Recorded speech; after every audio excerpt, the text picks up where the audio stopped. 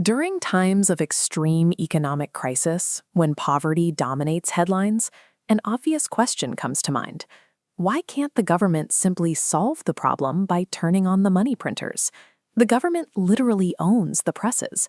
The physical capacity to generate endless cash is sitting right there. So let's run the thought experiment. What exactly happens to society tomorrow if the central bank just hands every citizen an unlimited supply of cash? Handing out money feels like a utopian solution, but examining the physical reality of currency reveals a fatal flaw in this fantasy. A banknote itself has zero intrinsic value. Historically, it was just tree bark. Today, it's a carefully engineered blend of cotton and paper. Its power comes entirely from a specific piece of legal text, "I promise to pay the bearer," followed by the central bank governor's signature. Without that specific guarantee backing its value, those scattered pieces of paper are completely worthless in the real world. We saw this play out in real time during India's demonetization. Simply withdrawing that official promise instantly turned 500 and 1,000 rupee notes into useless scrap.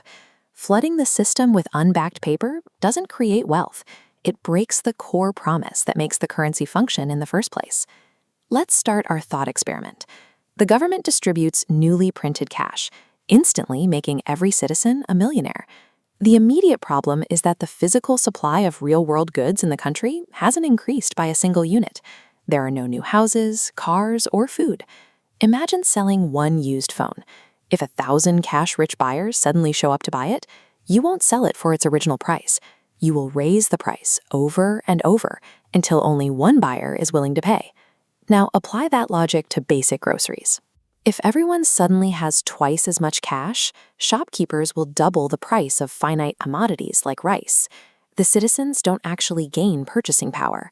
The economy simply recalibrates the price tags to absorb the extra cash, triggering severe inflation. This creates a dangerous loop. As prices skyrocket, the government tries to intervene by printing even more money, which only accelerates the currency's devaluation. Zimbabwe attempted to print its way out of an economic crisis, eventually issuing a $100 trillion note.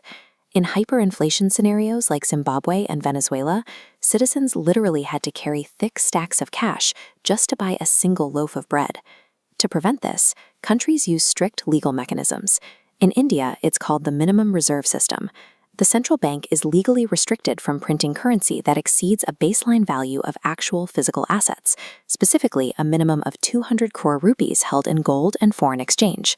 Printing money beyond those physical reserves means the central bank legally and economically defaults on the promise printed on the note, destroying public trust. That covers the domestic disaster. But how does an overprinted, devalued currency interact with the rest of the world? Historically, international trade relied on the gold standard. A country's paper money was strictly limited by its physical gold reserves. By the 1944 Bretton Woods Conference, global reliance shifted to the US dollar, largely because America held the vast majority of the world's physical gold. That lasted until the 1971 Nixon shock, where the US severed the dollar's link to gold. This moved the world onto a system where currency values float based purely on international supply and demand. The modern consequence is mathematical. If a country prints excess money, its value plummets against foreign currencies, creating a massive trade imbalance. A devalued currency effectively isolates a nation. Vital imports like crude oil, machinery, and raw materials become impossibly expensive, choking domestic businesses. Our thought experiment ends in total economic collapse. Printing money does not solve poverty. It actively accelerates it. Money is not wealth itself. It is merely a measuring stick used to exchange actual goods, time, and services. True economic growth requires increased productivity, technological innovation, and infrastructure development.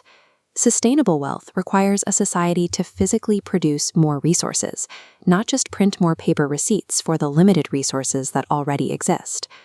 Until a country builds the capacity to produce actual value, turning on the printing presses will only ever make the paper in your wallet worth less.